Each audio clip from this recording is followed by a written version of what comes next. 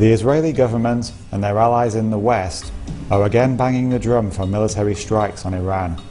With the imminent release of a UN International Atomic Energy Agency report expected to confirm Iran is attempting to build a nuclear bomb, it has to be asked, who can blame them?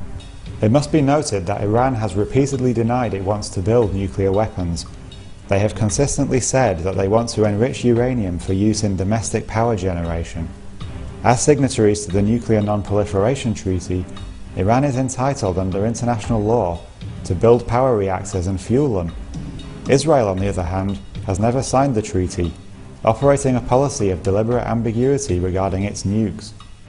The expected conclusion of the IAEA's report is even in conflict with the agency's own earlier assessments. Just 3 years ago, the agency's head Mohammed El-Baradei stated that they do not have even the nuclear material, the raw unenriched uranium, to develop one nuclear weapon if they decide to do so. The following year, El-Baradei was replaced as head of the IAEA, presumably because his stance conflicted with Israel's plans for military action against Iran. Even if Iran is trying to develop nuclear weapons, can we really blame them?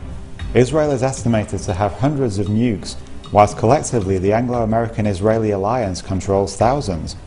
We do not know exactly how many Israel has, due to their aforementioned policy of nuclear ambiguity.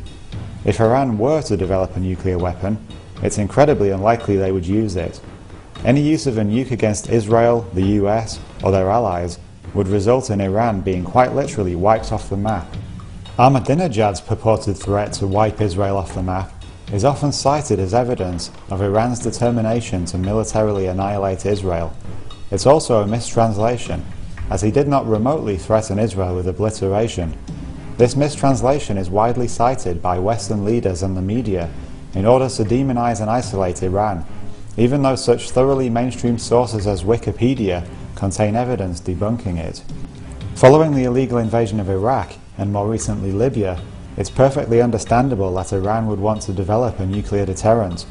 Iraq was known to have dismantled its WMD program, and yet the West still attacked, fabricating its possession of weapons to justify the invasion and occupation. Iran has every reason to fear they are being similarly propagandized against as the prelude to such an attack, regardless of whether they are developing nuclear weapons or not. If Iran is pursuing a nuclear weapons program, the recent invasion of Libya surely provides them with even greater impetus to do so. Gaddafi halted his nuclear program and surrendered weapons in 2004. 7 years later, and a contrived war has seen sovereign Libya pulverized into submission by the Western war machine, with Gaddafi personally targeted for execution. If Gaddafi hadn't agreed to stop his nuclear program, recent events might never have happened. The main lesson of the last decade has been that you're damned if you do pursue nukes and damned if you don't, but the chances of deterring an Anglo-American-Israeli invasion appear higher if you do.